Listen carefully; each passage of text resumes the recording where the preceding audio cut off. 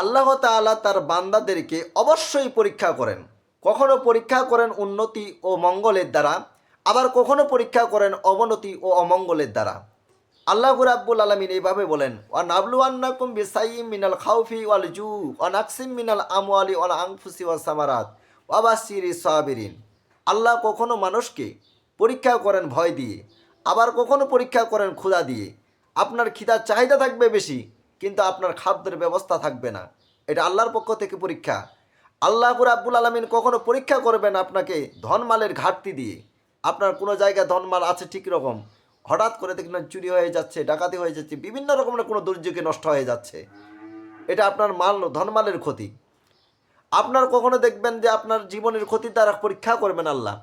আপনি দেখেন নিজের মধ্যে হতে বা পরিবারের মধ্যে হতে, অথবা দেখেন আপনার আত্মীয় স্বজনদের মধ্যে হতে, অথবা দেখেন আপনাদের বন্ধুদের মধ্যে হঠাৎ করে কেউ মৃত্যুবরণ করলেন দিবেন। কখনো আল্লাহ পরীক্ষা করবেন ফল ফসলের ক্ষতির দ্বারা। আপনার ফসল, বাগানের ফসল সুন্দর হয়েছে, হঠাৎ করে একটা দুর্যোগ হলো, দেখলে বাগানের ফসল আপনার ঝরে পড়ে গেল।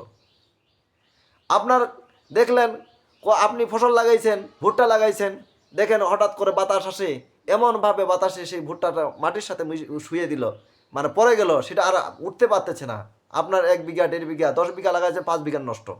এই যে একটা আপনি সব খরচ করে ফেলাইছেন, কিন্তু আপনার এটা পরীক্ষা। এই পরীক্ষাটাকে আপনাকে ধৈর্য দান করতে হবে। তবে আল্লাহ রাব্বুল আলামিন যে আপনার ধৈর্য পরীক্ষা নিচ্ছেন, আপনি যত রকমের আল্লাহ রাব্বুল আলামিন পরীক্ষাটা কঠিন করবেন, যত বেশি ক্ষতি করবেন, আপনি যদি ধৈর্য দান করতে পারেন, আল্লাহর বিশ্বাস স্থাপন ঠিক মতো রাখতে পারেন, তাহলে আল্লাহ রাব্বুল আলামিন এর উত্তম প্রতিদান দান করবেন। আল্লাহ বলেছেন তার নবীকে, হে নবী, আমার পক্ষ থেকে তুমি তোমার উম্মতদেরকে জানিয়ে দাও, যারা ধৈর্য ধারণ করবে, ওয়াবাশশিরিস সাবিরিন, তাদের জন্য সুসংবাদ দিয়ে দাও, ধৈর্য ধারণকারীর জন্য সুসংবাদ, তারা এর বিনিময়ে তারা জান্নাত যাবে।